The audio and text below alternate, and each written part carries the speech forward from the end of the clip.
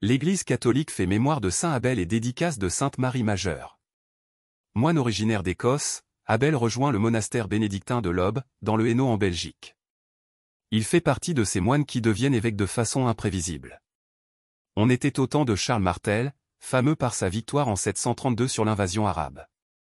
Le maire du palais était aussi un grand amateur des biens d'église.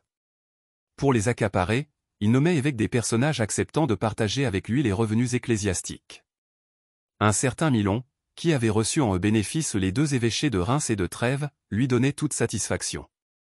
À Charles Martel, succède son fils, Pépin le Bref, qui fait appel à saint Boniface pour réformer les églises.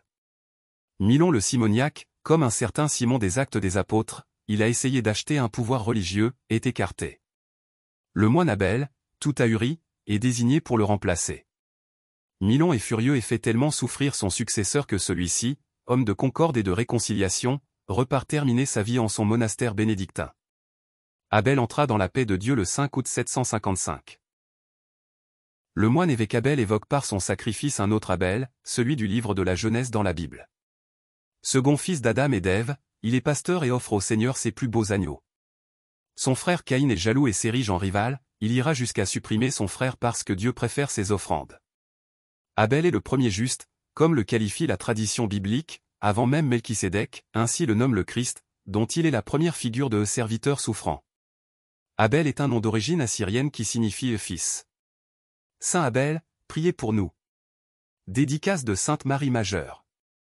Mémoire liturgique de la dédicace de la basilique Sainte-Marie Majeure à Rome, sur l'Esquilin.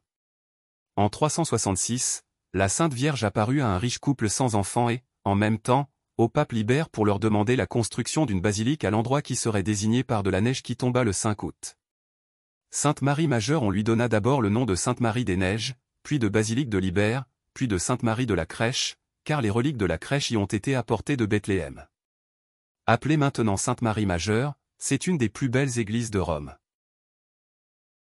La basilique de Sainte Marie Majeure, située sur le sommet du col Esquilin, est une des 4 basiliques patriarcales de Rome et est la seule qui ait conservé les structures paléochrétiennes. La tradition veut que ce fut la Vierge qui indiqua l'emplacement et inspira la construction de sa demeure sur l'Esquilin. En apparaissant dans un rêve au patricien Jean et au pape Libério, elle demanda la construction d'une église en son honneur, dans un lieu qu'elle aurait miraculeusement indiqué. Le matin du 5 août, le col Esquilin apparut couvert de neige. Sainte Marie Majeure, priez pour nous. Évangile. L'homme ne vit pas seulement de pain, mais de toute parole qui sort de la bouche de Dieu. Alléluia. Évangile de Jésus-Christ selon saint Matthieu. En ce temps-là, quand Jésus apprit la mort de Jean le Baptiste, il se retira et partit en barque.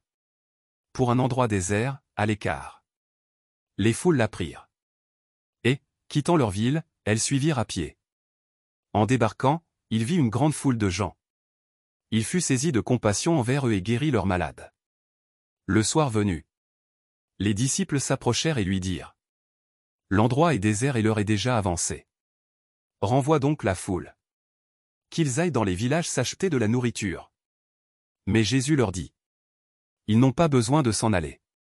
Donnez-leur vous-même à manger. Alors ils lui disent : Nous n'avons là que 5 pains et 2 poissons. Jésus dit : Apportez-les-moi. Puis, ordonnant à la foule de s'asseoir sur l'herbe, il prit les 5 pains et les 2 poissons. Et, levant les yeux au ciel, il prononça la bénédiction. Il rompit les pains. Il les donna aux disciples. Et les disciples les donnèrent à la foule. Ils mangèrent tous et ils furent rassasiés. On ramassa les morceaux qui restaient. Cela faisait 12 paniers pleins. Ceux qui avaient mangé étaient environ 5000. Sans compter les femmes et les enfants. Acclamons la parole de Dieu. Louange à toi Seigneur Jésus.